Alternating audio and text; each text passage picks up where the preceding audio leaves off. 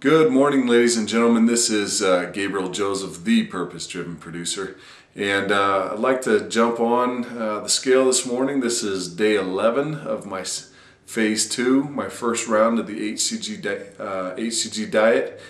And I always weigh myself in the morning, so when I stumble over my tongue, it's because, I just still haven't woken up yet. So there you go.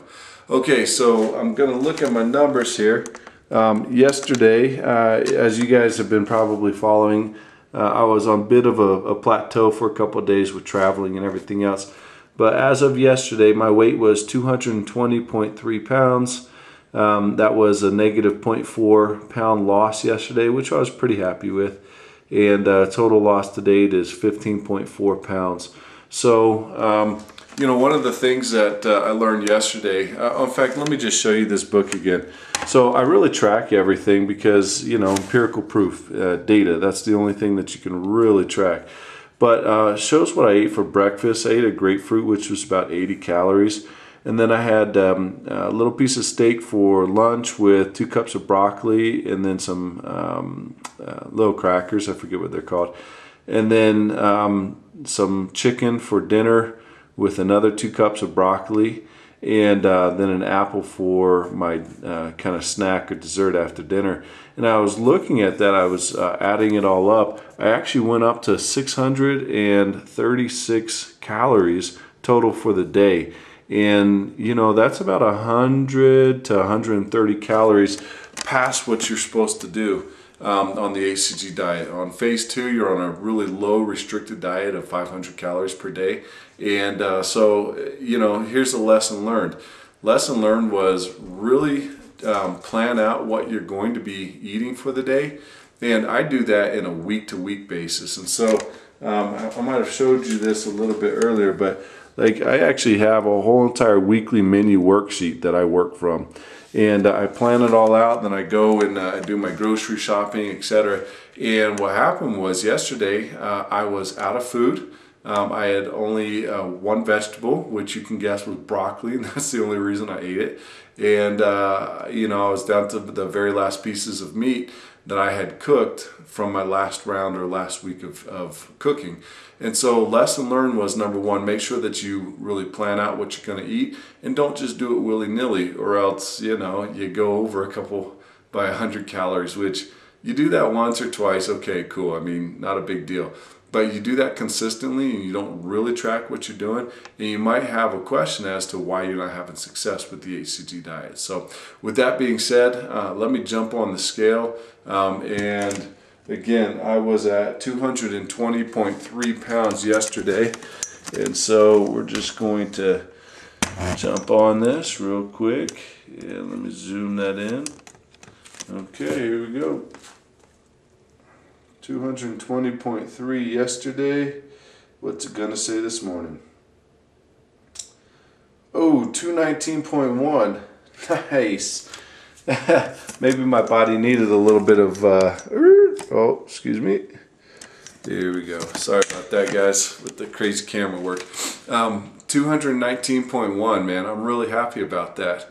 I had been on a plateau for just a little while, and it was crazy traveling and non-sleeping and not enough water, and my portion sizes for my food was kind of jacked up a little bit. So anyways, I'm super excited about 219. That's over a pound lost again over the last 24 hours. So down into the teens, guys. That has been like years since that's been the case, and a little less than 2 weeks. Boom, here I am. So again, this is Gabriel Joseph. One tip for you. Let me show this to you. In fact, I'm going to walk into my office here real quick. And, oh wow, let's give you some light. Okay, cool. So check this out. I got yesterday the hCG Ultimate Dieters Cookbook. I bought this online, and I'm really excited to use it. And there's a couple different reasons why, but let me set it down for you real quick. I'm going to show it to you. So I printed this off, and number one, I thought, oh, is this going to be, actually good?